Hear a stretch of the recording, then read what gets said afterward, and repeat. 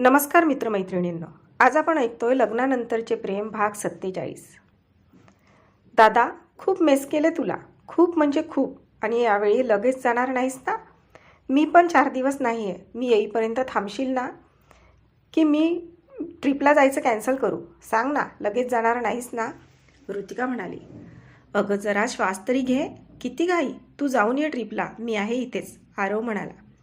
तिच्या चेहऱ्यावर आरव आल्याचा आनंद स्पष्ट दिसत होता। ती त्याच्याशी पुढे बोलणारच की तिचं लक्ष निकिताकडे गेलं। ओ माय गॉड, निकिता कसली हॉट दिसतेस तू यात, ऋतिका तिला निहाळत बोलली। अच्छा, म्हणजे दादा येणार आहे हे तुला आधीच माहीत होतं? तर मी हे कपडे घाल बोलले तर इतके दिवस घातले नाही, आज दादा येणार तर आज घातले ना? आणि हे काय, हे नेकवर लाल काय झालं? ऋतिका तिला छेडत म्हणाली। तिच्या खांद्याला आपल्या खांद्याने हलका धक्का मारत ती बोलली, असं काही नाही ग, ते म्हणजे आरव आलेत हे मला सरप्राईज मिळालं आहे आणि आज घरी कोणी नाही म्हणून वापरलं, पण हे असं न सांगता आले म्हणून माझा पचका झाला सगळा। ती आपला ब्लश होणारा चेहरा लपवत बोलली। आरवकडे थोडं रागाने बघत बोलली, तसे दोघेही हसायला लागले। तुम्ही दोघे असे हसू नका ना, ती आपला चेहरा दोन्ही हाताने लपवत बोलली। दादा ही अशीच लाजत राहिली तर तुझं पुढचं अवघड आहे, ऋतिका परत तिला चिडवत बोलली। तसं निकिताने तिला एक रागीट लुक दिला। ऋतिका, बिघडली आहेस हा तू? तिला लटका राग दाखवत पाय आपटत ती कपडे चेंज करायला गेली। तिने जाणाऱ्या निकिताकडे हसत बघितला आणि परत ती आरवकडे वळली। आरव तिच्याकडे हाताची घडी घालून डोळे बारीक करून बघत होता। दादाच चुकीचं काही बोलले का मी? ती भुवया उडवत थोडं घाबरत बोलली। त्याने तिच्या डोक्यावर टपली मारली। काही नाही, चल आपण जाऊयात, बोलला आणि दोघेही आत जायला निघाले। ऋतिका, मी खाली आहे, तुमच्या गप्पा झाल्या की ये खाली, आणि आरव तुम्ही आराम करा, नंतर या खाली, एवढं बोलून ती खाली निघून गेली। दादा, आता तू झोप, तुझा चेहरा ओढल्यासारखा दिसत आहे, थोडा आराम केलास की फ्रेश वाटेल। म्हणजे मग कसं, आज तुम्ही दोघेच असणार आहात ना घरी, मग फ्रेश तर असायलाच हवं ना, ती आता त्याची खेचत बोलली। निकिता, म्हणजे तर तू खरंच बिघडली आहेस, तुझ्याकडे लक्ष द्यावे लागेल, आरव तिला अँग्री लुक देत बोलला। आधी तुमच्या मॅडमकडे लक्ष द्या, आमच्याकडे लक्ष नंतर दिलं तरी चालेल आम्हाला, चल आराम कर तू, रात्री मला सोडायला यायला हवंस तू। ऋतिका त्याला बाय करून खाली गेली। वहिनी, काय सुरू आहे, ती किचनमध्ये जाऊन निकिताला पिळत बोलली। काही नाही नंदूबाई, तुम्ही रात्री ट्रीपसाठी चालला आहात तर तुम्हाला काही पदार्थ बनवून देते, ती काम करत बोलली। ई नंदूबाई, तुला किती वेळा सांगितलं असलं काही चुकूनसुद्धा बोलूच नको, ती नाक मुरडत बोलली। आणि हे सगळं कशाला बनवे, सगळं मिळतं ग बाहेर, घेईन काहीतरी, ऋतिका म्हणाली। हो बरोबर आहे, सगळं मिळणार, आणि तू आता 4 दिवस बाहेरचंच खाणार म्हणून थोडीफार देत आहे, जेवण बाहेर आणि बाकी पदार्थ बाहेरचे, नको त्यापेक्षा मी देते आहे ते घेऊन जा, निकिता तिला दट्टावत बोलली। अगं पण मगाशी घेऊन आलीस की सगळं, तू उगाच स्वतःला त्रास करून घेत आहेस, ऋतिका म्हणाली। मी सांगितलं तेवढं करायचं, समजलं ना? मागच्या वर्षी ट्रिपवरून आल्यावर काय हाल झाले होते माहीत आहे ना, फूड पॉयझनिंग झालं होतं, किती दिवस आजारी पडली होती आठवतं ना? त्यामुळे हे सगळं घेऊन जायचं आणि आज रात्री घरीच जेवून जायचं, अजिबात मित्रमैत्रिणींबरोबर आजपासूनच बाहेरचं खायला सुरुवात करायची नाही, आणि हो, यायच्या दिवशी पण रात्रीचं जेवण घरी घेऊन करायचं, मागच्या वर्षीसारखं इथे पोहोचून पण बाहेर जेवून आलेला, तसं आता चालणार नाही, ती तिला इन्स्ट्रक्शन देत बोलली। वहिनी, ती तोंड पाडत बोलली। कितीही तोंड पाडलं तरीसुद्धा सांगितलं ते ऐकावं लागेल। बरं चल, तुझी बॅग पॅक करूयात, नेहमी आरव पॅक करून देतात ना, आता त्यांना आराम करू देत, मी देते पॅक करून, निकिता म्हणाली। हो चालेल, चल जाऊया, आणि निकिता, परवा काकी आल्या की तुम्ही दोघी पण फिरून या जरा, ऋतिका म्हणाली। हं, अगं ऐक ना, मला तुझी हेल्प हवी होती, आपण तुझ्या रूममध्ये जाऊन बोलू, निकिता म्हणाली। निकिताने बॅग भरत तिला आपला प्लॅन सांगितला।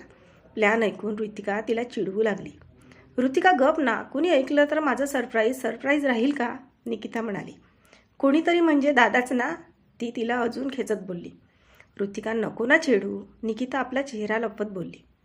Nikita, I am so happy for you, म्हणजे फायनली दादाला जे हवं ते लवकरच ऐकायला मिळणार, सांग ना तुला काय हेल्प हवी, ऋतिका म्हणाली। अगं म्हणजे मी थोडंफार प्लॅनिंग केलं होतं, पण हे असं अचानक येतील असं वाटलं नव्हतं मला, आणि आता मला त्या प्लॅनिंगसाठी खरंच वेळ नाही घालवायचा, तसंही आमची फर्स्ट नाईट माझ्यामुळे स्पॉईल झालेली, मला त्या दिवशी जशी रूम हवी होती तशीच हवी, कसं करायचं, निकिता म्हणाली। ते तू माझ्यावर सोड. हे बघ, मी आता माझ्या मैत्रिणीला फोन करते. तिच्या भावाकडून लास्ट टाईम मी सगळं करून घेतलं होतं. तर आज ज्यावेळी दादा मला सोडायला येईल त्यावेळी ते येथे येऊन करून जातील सगळं, आणि तोपर्यंत तू माझ्या रूममध्ये तयार हो. खुश का? ऋतिका भुवया उडत बोलली. हो, बरं चल आवरू, मी जेवण बनवायला घेते, निकिता म्हणाली. ठरल्याप्रमाणे रात्री जेवण झाल्यानंतर आरिफ ऋतिकाला सोडायला गेला. ऋतिका मुद्दाम त्याला लवकर घेऊन गेली होती. ऋतिकाची बस अजून आली नव्हती, त्यामुळे तो अजून तिथेच थांबून होता.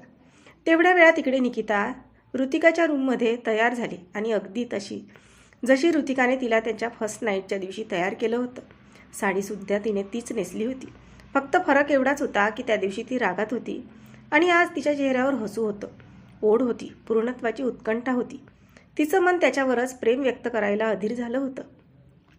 इकडे डेकोरेशनवाल्याने त्या दिवशी सकाळी सारखी रूम सजवली होती. ते गेले तशी निकिता रूममध्ये आली. आरव ऋतिकेला सोडून घरी आला. आज घरी कोणी नव्हतं.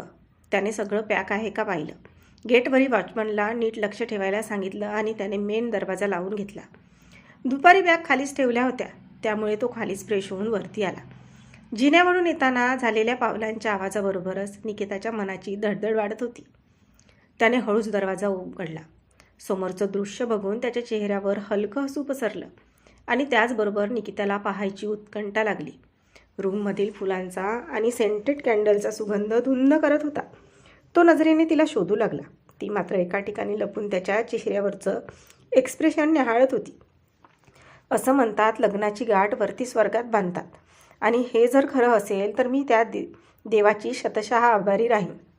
कारण आरव, तुम्ही म्हणजे देवाने मला दिलेलं अनमोल गिफ्ट आहे. आरव आवाजाच्या दिशेने जायला वळला तशी लगेच ती दुसरीकडे गेली. मी थोडीशी हळवी, थोडी शांत, तर कधीकधी थोडी नाही, जरा जास्तच रागीट. माझ्या या स्वभावाचा आपल्या नात्यावर कधीच वाईट परिणाम झाला नाही. जरी चुकले असले तरी त्या गोष्टी आपल्या दोघात राहिल्या. कारण आरव, जोडीदाराच्या रूपात तुम्ही माझ्यासोबत आहात. निकिता, कुठे आहेस तू? तो अंदाज घेत बोलला. गैरसमजाचे काळे ढग होते आपल्या नात्यात.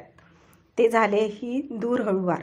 पण आरव, तुमच्यामुळे समजलं, नात्यात प्रेमा इतका विश्वासही महत्त्वाचा असतो. आरवच्या चेहऱ्यावरील भाव प्रत्येक क्षणाला बदलत होते. त्याला कळत होतं की त्याच्यासमोर येऊन ती इतकं व्यक्त होऊ शकणार नाही, म्हणून ती आडून बोलत आहे. तर तो तिची त्याच्यासमोर यायची वाट पाहू लागला. प्रेम म्हणजे काय हे तर सगळ्यांना माहीत असतं, पण ते निभवायचं कसं हे मात्र तुमच्याकडून कळलं. आज तुम्ही आणि ध्यासही तुम्ही.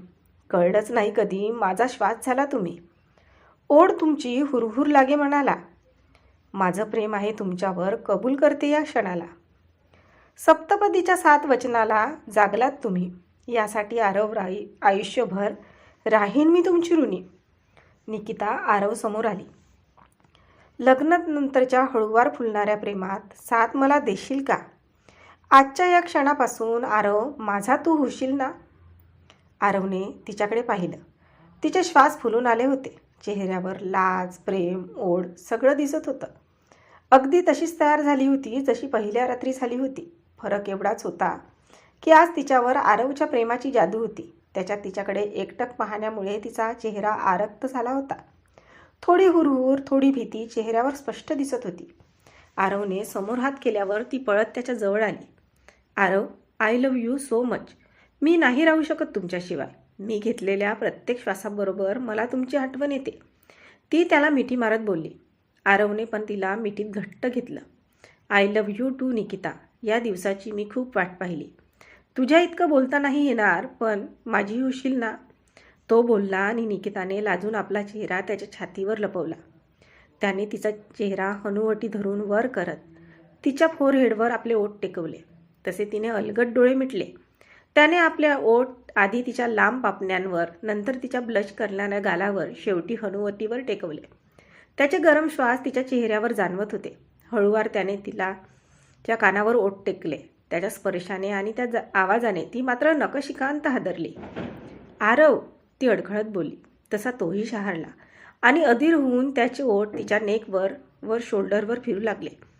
तिला जसं सगळं असह्य झालं तेव्हा मात्र तिनेही त्याच्या नेकवर हलका लव बाईट घेतला. त्याने पटकन तिचा चेहरा आपल्या ओंजळीत घेतला आणि त्याच्या ओठांवर ओठ टेकत तो तिला पॅशनेटली किस करू लागला. बऱ्याच वेळाने तो शांत झाला तसं निकिताने त्याच्या छातीवर डोकं ठेवलं. दोघांचेही श्वास फुलले होते. एकमेकांच्या हृदयाची धडधड दोघांनाही स्पष्ट ऐकू येत होती. थोड्या वेळाने दोघेही शांत झाले तसं त्याने तिला अलगद आपल्या हातावर उचललं आणि तिला बेडवर घेऊन गेला. अगदी हळुवारपणे, जसा एखाद्या भ्रमर कळीचे फूल बनवतो तसं तो अगदी हळुवार तिला फुलवत होता. दोघांच्याही हुंकाराने आणि तिच्या बांगड्यांच्या किणकिणीने रूम भरून निघाली होती. हळूहळू कॅन्डल मलूल पडत होत्या. फुलांच्या पाकळ्या कोमजत होत्या. बऱ्याच वेळाने थकून दोन जीव एकमेकांच्या कुशीत भावी आयुष्याची स्वप्न पाहत विसावले. आज खऱ्या अर्थाने दोघांच्याही सहजीवनाला सुरुवात झाली होती. नेहमीप्रमाणे सकाळी निकिता लवकर उठली. आरव पालथा पडून झोपला होता. तिने त्याच्या केसातून हात फिरवला तसा तो थोडा चुळबुळला. ती जाण्यासाठी खाली उतरत होती की त्याने तिचा हात पकडून तिला परत आपल्या कुशीत घेतलं. तिला घट्ट पकडून तो परत झोपला. आरव सोडा ना, ती परत चुळबुळ करत बोलली. नाही. तिला अजून जवळ घेत तो बोलला. अहो सोडा, वेळ होईल मला. मेन दरवाजा उघडायला हवा ना.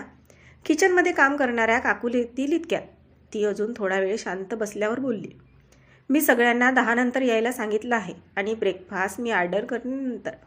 तू अशी फक्त माझ्या मिठीत राहा. तो तिच्या ओठांवर ओठ ठेवत बोलला. अहो काहीही काय, त्या काय विचार करत असतील आता? असं सांगतात का कधी कोणाला? काय वाटलं असेल त्यांना? ती लटक्या रागात बोलली. सोड ना त्यांचा विचार, आता फक्त आपला विचार कर. असं बोलून त्याने तिला आपल्यावर घेतलं. Nikita, thank you for best surprise. Thank you for everything. Love you. तो तिच्या कपाळावर ओठ टेकवत बोलला.